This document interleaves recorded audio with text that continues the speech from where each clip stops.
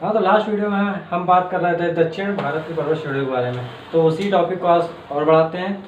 तो दक्षिण भारत की पर्वत श्रेणियों में हम अनाईमुड़ी चोटी तक पहुंच चुके थे। ठीक है, अब हम लोग बात करते हैं।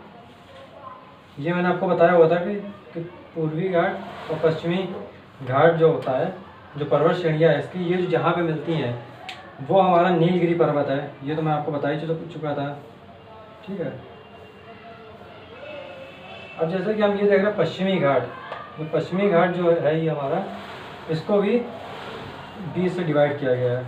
इसको दो भागों में बांटा गया है। पहला है उत्तरी पश्चिमी पर्वत श्रेणी, उत्तरी पश्चिमी पर्वत श्रेणी, और दूसरा है दक्षिणी पश्चिमी पर्वत श्रेणी। तो ये जो हमारा पश्चिमी घाट की पर्वत श्रेणियाँ हैं, इसमें कौन कौन से राज्य आ जाते हैं आपके, तो राज्य देखते हैं पहले कौन कौन से राज्य आते हैं आपके। इसमें आता है सबसे पहले गुजरात। ठीक, गुजरात के बाद आता है आपका महाराष्ट्र,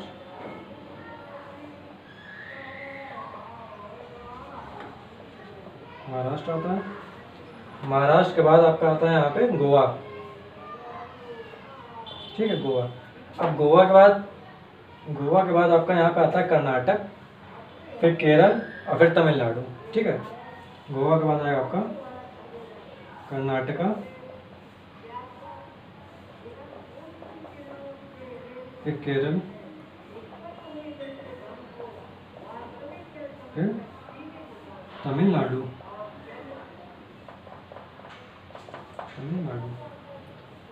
अब इसको डिवाइड कौन करता है, ये जो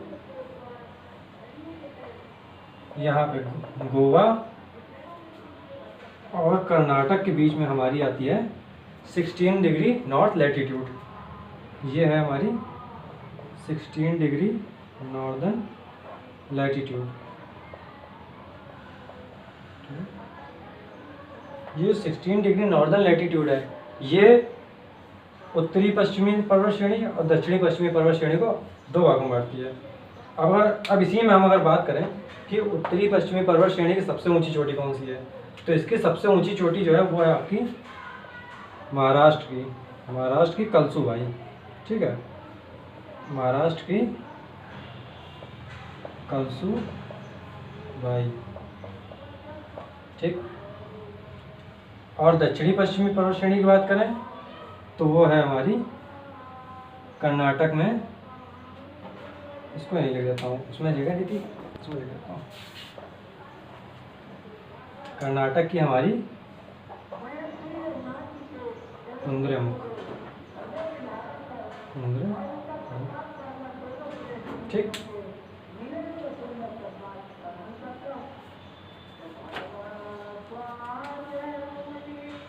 अब बात करें पूर्वी घाट में कौन कौन सी पर्वत श्रेणी है। तो पूर्वी घाट की जो सबसे बड़ी का जो सबसे ऊंची जो पर्वत श्रेणी है, पर्वत चोटी है, वो है आपकी महेंद्रगिरी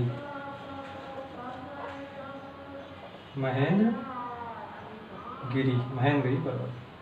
और महेंद्रगिरी पर्वत पड़ता कहाँ पे है, ये पड़ता है आपका, महेंद्रगिरी पड़ता है आपका आंध्र प्रदेश में। ठीक, आंध्र प्रदेश में पड़ता है आपको महेंद्रगिरी पर्वत। ठीक, यहाँ तक तो हमने बात कर ली। अब बात करते हैं पूरे भारत की जो दक्षिणतम चोटी है वो कौन सी है, दक्षिणतम जो पहाड़ है, दक्षिणतम पर्वत है वो कौन सा है। तो अगर पूरे भारत की बात करें तो दक्षिणतम पर्वत है आपका कार्डमम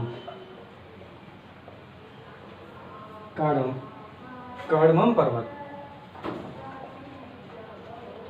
अब कार्डमम पर्वत, जैसे कि आप नाम से समझ जाएंगे, कार्डमम को हिंदी में बोलते हैं इलायची।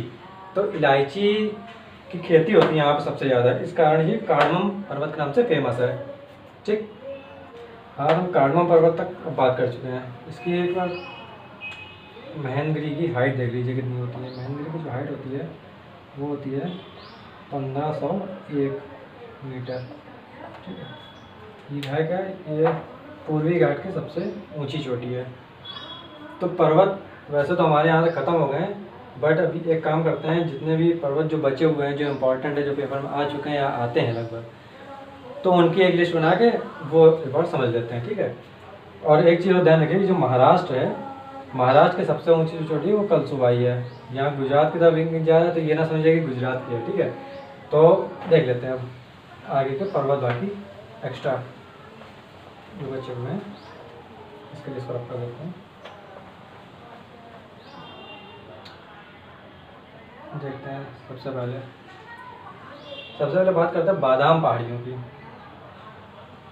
ठीक, बादाम पहाड़ियाँ। अब जो बादाम पहाड़ियाँ हैं वो हमारी हैं उड़ीसा राज्य में, और ये है हमारी लौह अयस्क के लिए फेमस, यानी कि प्रसिद्ध है लौह अयस्क उत्पादन के लिए। तो बादाम पहाड़ियाँ हैं उड़ीसा में, उड़ीसा, और हैं किस लिए प्रसिद्ध, लौह अयस्क उत्पादन के लिए, लौह अयस्क उत्पादन। ठीक, दूसरे नंबर पे आते हैं। दूसरे नंबर पे है कुंद्रेमुख। जैसे कि हम बता चुके हैं, लेकिन इसको यहाँ बताने का एक और इम्पॉर्टेंट चीज़ है कि ये भी लौह अयस्क के लिए उत्पादन के लिए प्रसिद्ध है। दूसरी है हमारी कुंद्रेमुख। ये कहाँ है वो बता चुका था, कर्नाटक में। ठीक, और ये भी लौह अयस्क उत्पादन के लिए प्रसिद्ध है, लौह अयस्क उत्पादन के लिए। ठीक, अब बात करते हैं, एक पहाड़ी आती शेवराय, शेवराय पर्वत। इसकी स्थिति कहाँ पे है, शेवराय पर्वत की स्थिति हमारी तमिलनाडु में। ठीक है, तमिलनाडु। ठीक, अगली बात करते हैं, शेवराय की बात हो गई। अब बात करते हैं हम लोग गारो, खासी और जयंतिया। ठीक है, अब गारो, खासी, जयंतिया ये क्या है, ये दरअसल जो है गारो, खासी और जयंतिया, ये हिमालय के दक्षिणी विस्तार जो यहाँ पे मेघालय में लगता है उसकी पर्वत श्रृंखलाएँ हैं। तो ये इसका यानी कि हिस्सा कहाँ पड़ जाएगा, ये पड़ जाएगा मेघालय में आपका। ठीक, अब आते हैं गिरनार पर्वत, गिरनार पर्वत। अब गिरनार पर्वत जैसे कि नाम से आपको पता है, और गिरी वन्य जीव अभ्यारण्य है गुजरात में। तो गिरनार पर्वत भी है गुजरात में, इसकी भी स्थिति गुजरात की है। ठीक, अब आता है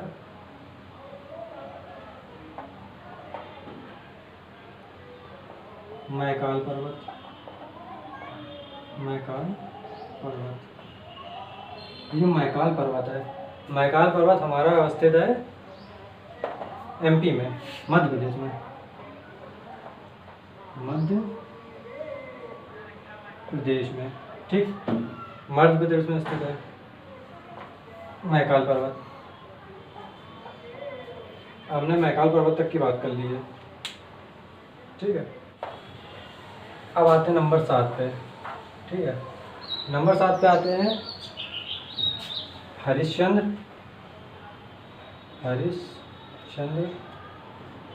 और अजंता और एलोरा, अजंता एंड एलोरा। ये कहाँ पे है भाई, ये चीज़ तो आपको लग ही रहा होगा, जब अजंता एलोरा आ गया तो अजंता और एलोरा कहाँ पे है आपका, महाराष्ट्र में, सीधी बात है। तो ये दोनों हो जाएंगे महाराष्ट्र के। ठीक है, नंबर 8 जो बताने रहे वो इम्पोर्टेंट भी है, आ भी चुका है, और वो प्रसिद्ध भी है। कौन सी है, बाबा बूदन की पहाड़ियाँ, बाबा बूदन की पहाड़ियाँ। ठीक, बाबा बूदन की पहाड़ियाँ। अब इसकी स्थिति कहाँ है? ये अवस्थित है हमारा कर्नाटक में। ठीक है, कर्नाटक में है बाबा बूदन की पहाड़ियाँ, और ये भी हमारा लौह अयस्क उत्पादन के लिए प्रसिद्ध है। ठीक है, तो प्रसिद्ध है ये किसके लिए? लौह अयस्क उत्पादन के लिए, लौह अयस्क उत्पादन के लिए। तो अब आपके पास 3 पहाड़ियाँ हो गई, एक बादाम पहाड़ियाँ उड़ीसा में, दूसरा कुंद्रेमुख कर्नाटक में, और तीसरा बाबा बुदन की पहाड़ियाँ वो भी कर्नाटक में। ठीक है, जो तीनों लौह अयस्क उत्पादन के लिए प्रसिद्ध हैं। ठीक, अब बात करें अगर हम इसको करते हैं,